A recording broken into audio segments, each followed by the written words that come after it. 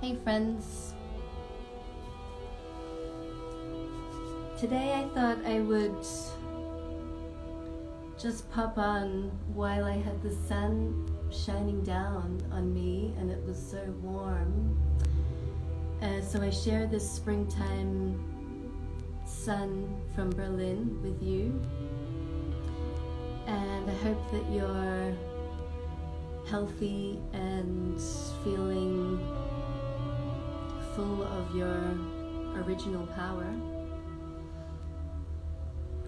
Today I finally felt like talking about a little bit of what I've been researching into with collective shadow and personal responsibility with collective shadow. And what we can consider is individual levels of fusion to suffering, or fusion to storylines to do with our identity in this human state. And at which point we can accept that there's a certain level of fusion that happens with the collective state of our human species and the beings around us that is not our responsibility. Like, how do we know where our personal responsibility and the collective responsibility shifts? Basically, when we start shadow work, when we start personal shadow work, and we learn about the fact that the shadow exists within our gaze, and that so many of the times our whole reality, if we have never done shadow work before, is made up of our very strong beliefs.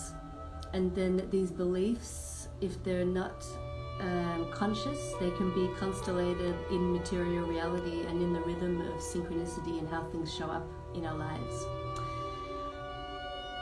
In the middle of doing shadow work, I think especially for highly sensitive empaths and very creative people, maybe people who have experienced a parentified state as a child, or have been quite aware of relational dynamics in their family systems or in their community systems, and aware of other people's emotional needs. I think halfway in the middle of shadow work, it can be really hard to separate out what is our personal responsibility from allowing others to do the work, and leaving things that we retreat our attention from to allow the other person to get to the point where they see and they realize and they start to do their own work. And a lot of this is such a beautiful gift of caretaking empaths, because we have a huge ability to see the potential in all beings, and sometimes we are able to see the raw potential to such an extent that it's very hard to accept that maybe that potential needs another 30 years or maybe another lifetime to be mediated.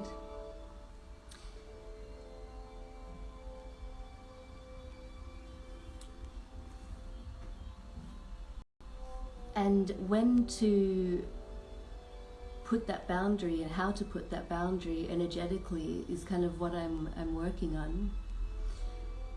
So first of all, I want to say that doing shadow work and becoming aware of our shadow in terms of what we understand, what we have unconscious in our wants and needs, just like that. Not saying it's negative and not saying it's positive. It's just what we have unconscious in our wants and needs and how we relate to needs in general and how we relate to emotions in general. Uncovering a whole chunk of that doesn't make you a bad or a good person. A lot of the shadow and a lot of the unconsciousness and all the different layers that we're uncovering is simply accumulated through such a long timeline, and it's accumulated through ancestry and karmic timelines as well. So if we think about with the human story, how long it's been since we had a tribal, an open circle consciousness where we understood that fear was something of an opportunity, not to push away. I mean, it's been many years in the human-centric timeline since the circle has been alive in our cultures. Then if we look at karmic rhythms and past lives as well, and all the confusion of the complex networks, and how many of those elements in the complex network didn't necessarily have the resources and the technology, ancient tech and future tech. I think that if we're looking at guilt about shadow, there's so much more that's deeper into the collective story and into the ancestral story that I just want to say I offer support for anyone who's doing shadow work and touching into their guilt, because I think looking at that is really powerful, and releasing yourself from that is even more powerful, so powerful. To be conscious of it and to hold guilt as a shadow work is really strong stuff. Having a big shadow as well, or being aware of repetition of shadow content in our lives, especially when we're waking up to trauma storylines,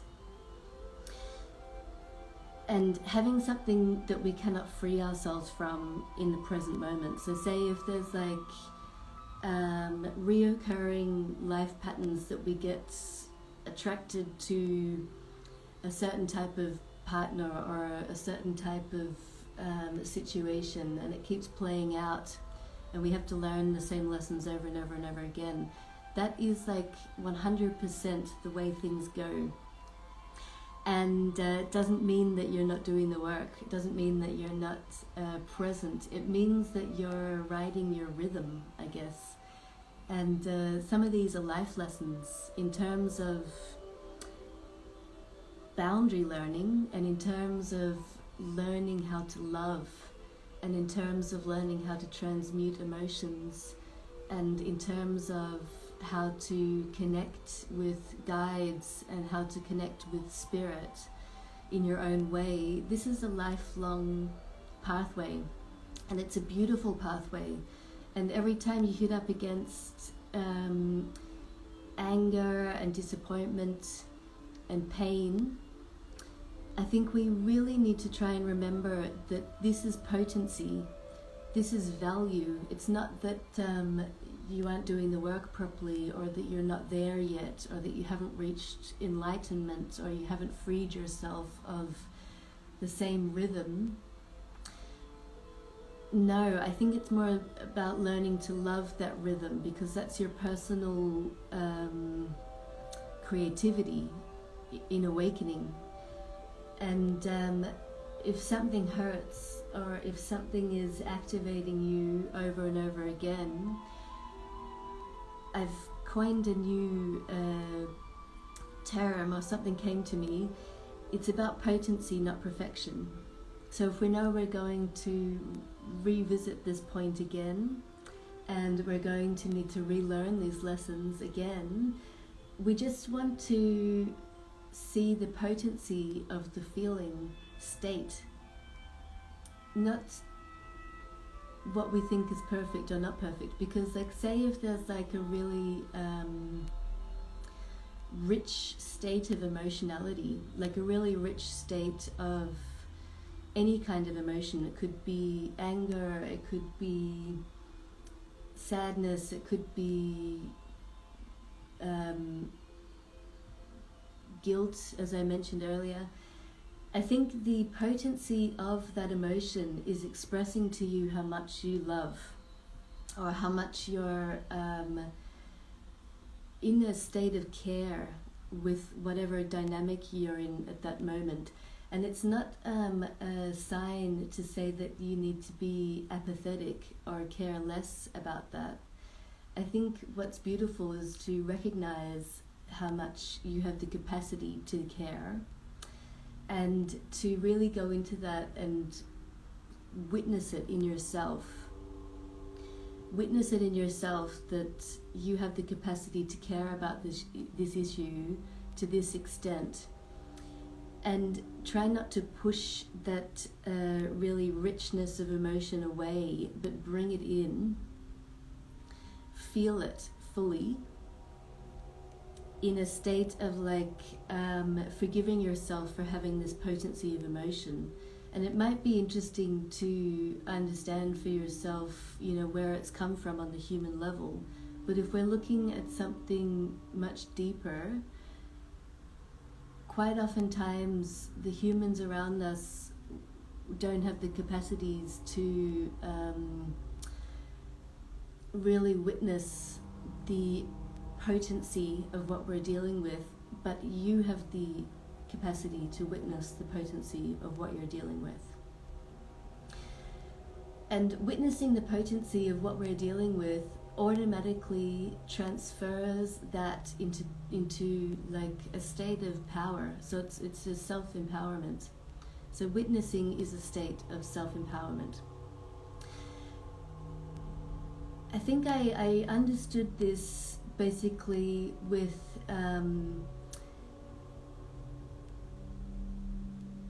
trying to negotiate and heal from different layers of emotional neglect, which I understood were awake in my family dynamic, and were awake in a community friend dynamic, and were awake in the collective dynamic. And I read something this week, I think it was from Bethany Webster, who works with healing the mother wound. Her work is fantastic, which she said something like, at a certain level,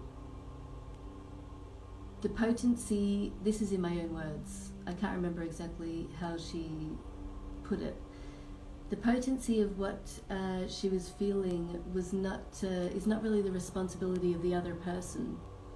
The potency of what we're feeling is our responsibility. And to keep putting on the other people in our lives that the potency of our feelings is their responsibility is kind of at some certain level of manipulation, because we are always wanting them to change, and we're always wanting them to realize a certain potential which we can see, which they somehow can't get to. But that's all kind of not in our realm of working. That's kind of stepping outside of our personal boundaries. So coming back to collective and personal shadow work, even if we are to work with collective shadow issues, we're always going to be doing these on an individual level, transforming and transmuting through our own bodies. So in that way, what Bethany was saying, understanding the potential that we see in others as our own gifts, and not necessarily something that we need to then work on with the other, but something that we also could witness in ourselves. Like, okay, if I can see the potential of the collective to be this, then that's my power, that's my vision, that's my beauty, that's my love at a certain level. That's my capacity to love. Is always better because it pulls you back from overextension. And overextension is a classic action which comes from the perspective that we are not enough just as we are, and there is not enough abundance around us for everybody, and that everybody is not in exactly the right place at the right time. So let's just take a moment to tune into ourselves being 100% enough, exactly as you are. In this time and space, you're exactly in the right place. You're exactly as you need to be. And everybody else around us, following their pathways, dealing with all of their perspectives from their position in the complex net. They are exactly where they need to be.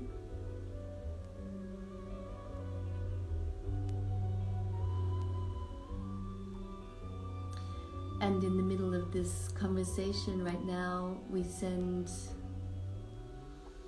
a breath in to acknowledge that the inside of our bodies is safe and enough, exactly as it is. And as we breathe out to our grid. Our grid is safe, our grid is enough, exactly as it is.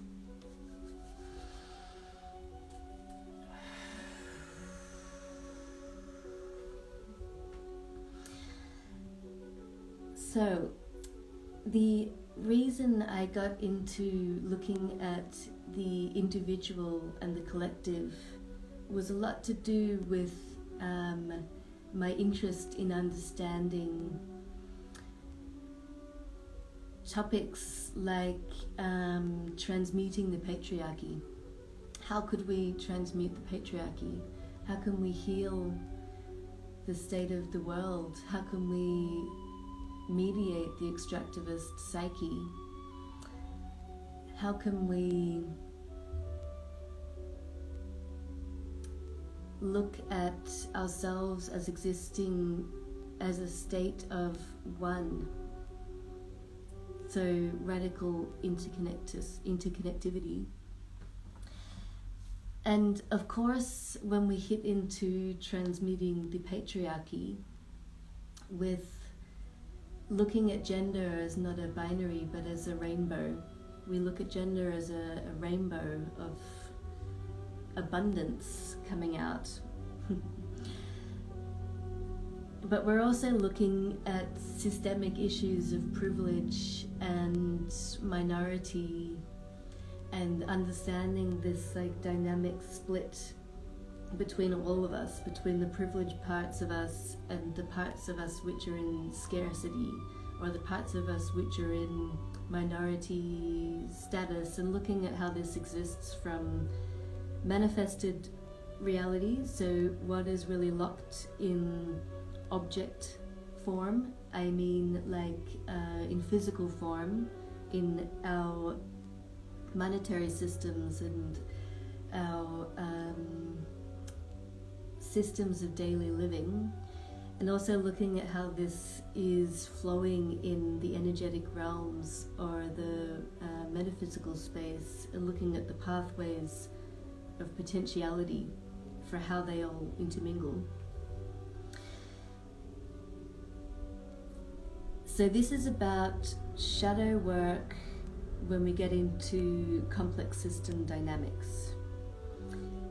And after thinking about it a lot, I mean, with flame of attention practices, we only really have our personal experience, like everything we're going through in our lives is all relative to our personal experience. So we can never be in somebody else's experience body. We can only be in our experience body. So at a certain level of flame of attention practice, personal and collective shadow is one and the same thing.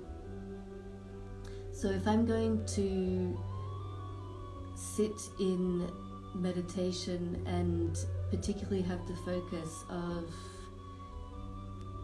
feeling what comes up for me with personal and collective shadows, some of the collective issues, in particular transmuting the patriarchy, is one dear to my heart.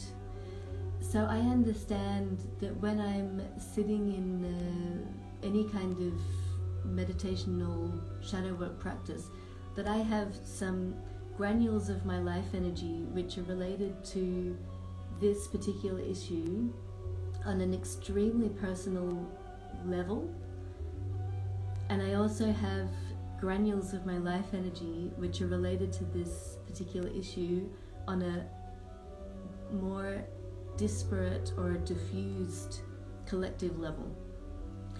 And there's a plethora of layers in the middle, of course. So sitting with this week, I've come to the point of understanding my comfort in the places where I'm the most comfortable as not really necessarily being a gift if I'm looking from the other side of the veil. So from the other side of the veil, I mean I'm peering in at my human self from the cosmic perspective. Where I have been given comfort in the systemic perspective is not necessarily where I grew the most. At some points it was needed, of course, because I needed that as like a stepping stone to have these little oases of comfort in order to deal with the emotional content leading up to that. But like each stepping stone of comfort becomes a new kind of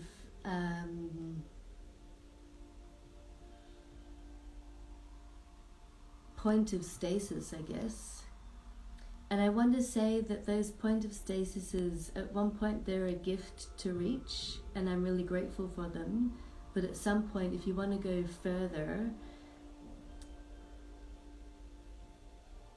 I see it that like those places of systemic comfort have also been locking my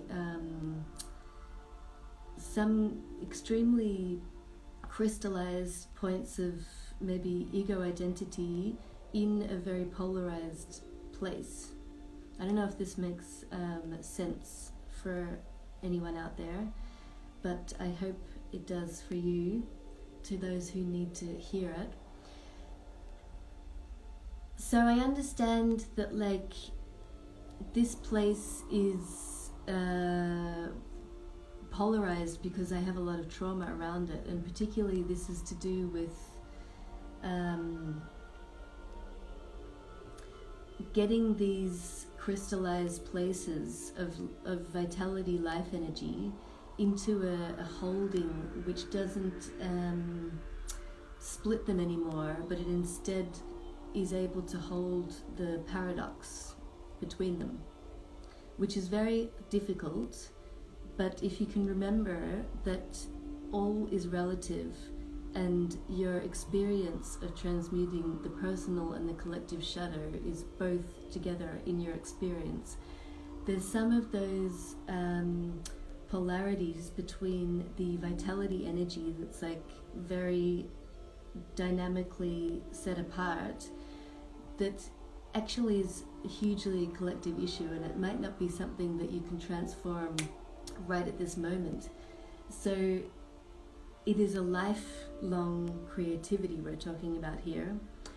And coming back to my potent over perfection, if you can simply get to a point of holding the potency of that confusion and the potency of that diversity within yourself, so whether it be a emotional diversity or a rational diversity, like if you can't figure out, for example, if you haven't come to a decision about what this is in the rational state, like you cannot figure out who did what when, or who was what when, or which person da da da da da, the only thing you can do is get out of the rational and hold it in a really big vessel and sit there and leave it for a while. So literally some of my shadow techniques with, I'd say this is personal and this is also at a grid work level, is to understand that like some of those crystals of vitality, of our vitality as a whole and of my vitality as me and its creative vitality that is sitting there, they're way outside the rational mind to hold. Well, they're outside of my rational mind to hold. So I bring in a vessel filled with water, and that's why I have the water vessel underneath me today in a filter. And I just sit in a meditational practice, or with a drum, with a shamanic drum, or with music. You might like to do it with music, and just allow those vital granules to sit there and to not make any sense in a rational way, but make sure there's water in your vessel, or some kind of life energy in your vessel, like oil, something, nectar is really good, really beautiful.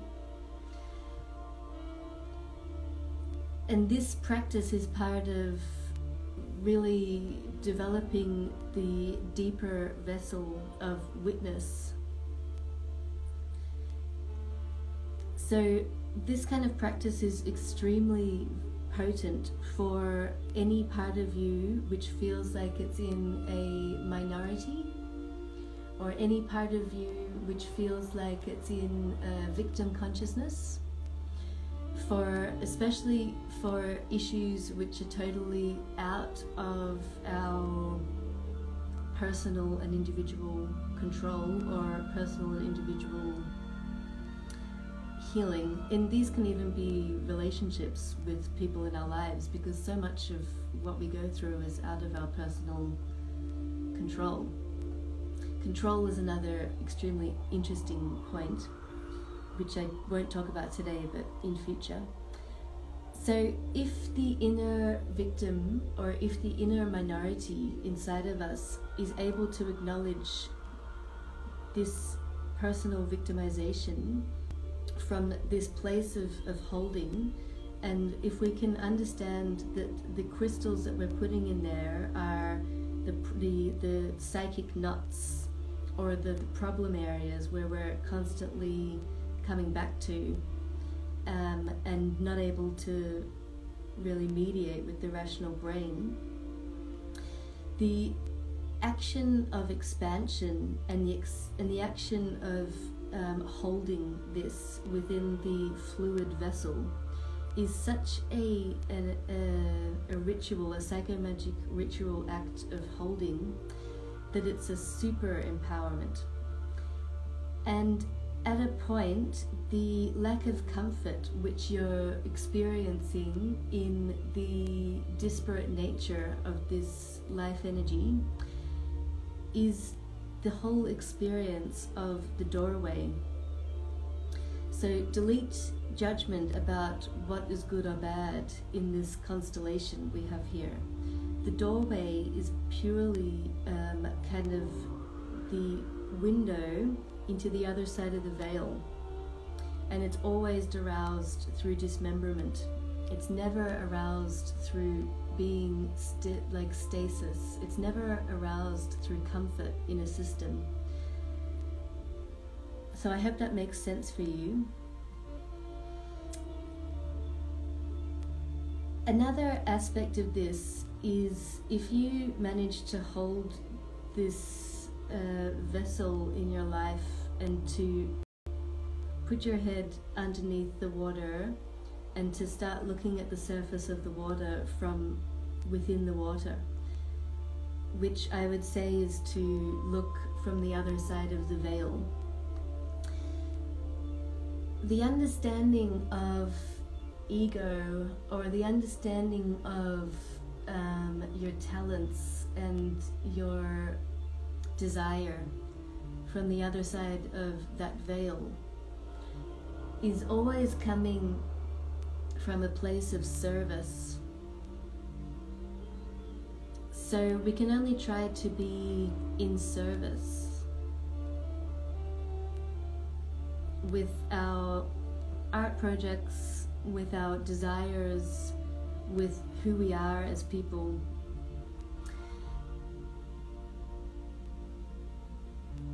And this is a game changer when you understand that what you're making is to be of service, and that your joy is to be of service. Is like a reality changer. I hope it is for you.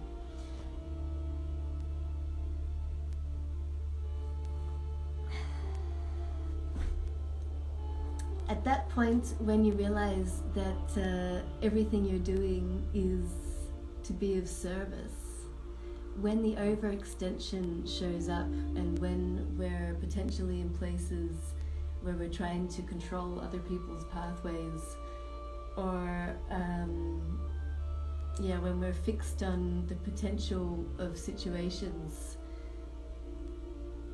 but we're in a state of our attention's out there and it's not on ourselves, the overextension will always show up within your somatic consciousness. It will always show up in your body. So let me explain. I think I put myself in a situation of overextension, classic overextension, in maybe a few years ago. And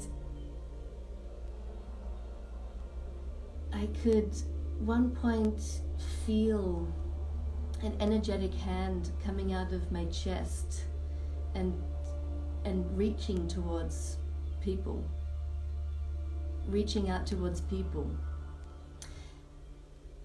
That was an interesting experience, because your body will always show you, and for me it's always in my heart space and in my stomach, and definitely in the root chakra as well. When your energy comes too much into the throat or too much into the top of the head, and then out into the world, this is quite often an overextension of our attention, and it's really good to just suck all of that back in and pull it right back down into the root chakra if you can, and go back down into the earth to ground that back with your central point of gravity.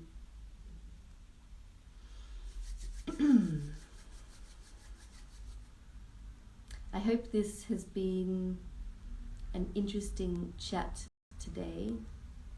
I feel like I've only touched upon such a brief moment about collective shadow and transmuting collective issues, especially about systemic trauma and systemic imbalances. The last thing I will say about this is I read something really interesting which stuck with me for a long time, when you're meeting a spirit, and in particular ancestral spirit or any spirit actually, one spirit can have the symbolic face of a collective energy. So I think, to work clean, we definitely don't work on other people's energy, and we don't work on the collective without permission. And because we can never get permission from the entire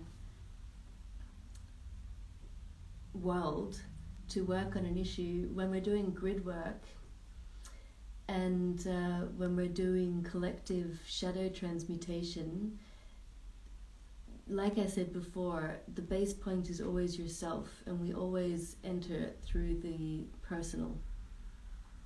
But that's not to say that like the entities you're meeting or anything that's happening in your dreams, or even the synchronicities that are happening in your life, they're not always collective spiritual substances. And I hope to be able to really go into this much more and explain much more in future about the intrapsychic nature of our reality, and about how interconnected we all are in the psychic space, and how important it is. I wrote earlier in the week on doubt and intrapsychic nature of doubt, and how important it is to hold each other in a garden of expansion in our psychic spaces. Like how much that helps people grow, and how much that helps ourselves grow, and how important it is to be surrounded by people who have us in a empowered place in their own psychic space, so we can grow.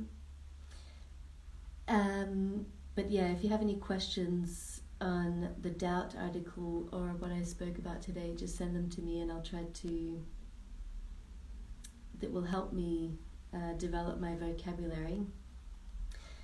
And just to finish off this talk today, thank you for those who are staying and watching, and especially watching in the replay. If you would like to work with me, I am making 3 different kinds of sessions. So I do like a talking session for shadow work and complex systems, basically about witness, and it's very similar to what I talk about in my lives. Sometimes we do little psychomagic acts in the session. And then the second type of session is a ritual one, where a client would receive, and I actually go in and work with shamanic techniques, core shamanic techniques. So things like soul retrievals, spirit animal empowerment, power extraction, rebalance. What else do I do? Psychomagic acts. So that session we spend 2 hours. And then the third type I've been offering lately is a constellation session, where we both go deep, but you are in the driving seat, and you take a guided session, and we work with family constellation, inner child constellation, with particular moments, so we can work with past issues or future issues, future selves. So it can be about past issues in this life to all the way back, and we can also be calling in future guidance all the way forward, which I really love to do, to make sure that we pull in the future desired dream, because that's also part of working intrapsychically, that we understand how important and how powerful manifestation practices are, really. So I do those in person in Berlin, and the first 2 types of sessions I also do online, but I don't do the deeper constellation work online just yet. The other thing is, I am not sure how many times I will continue doing the live straight on the Instagram. I might start to do it in a very curated interior space, so I'm really looking forward to invite you there. And ideas are brewing. I'm just kind of allowing it to evolve. And so that's what's happening with me. Lastly, I'm still on Cat Apple, so today the music has been Bob Stoll and Cat Apple, and I'll write it in the description of the video. Thank you so much for joining me on this pathway. I really appreciate you being here, and I will see you next time.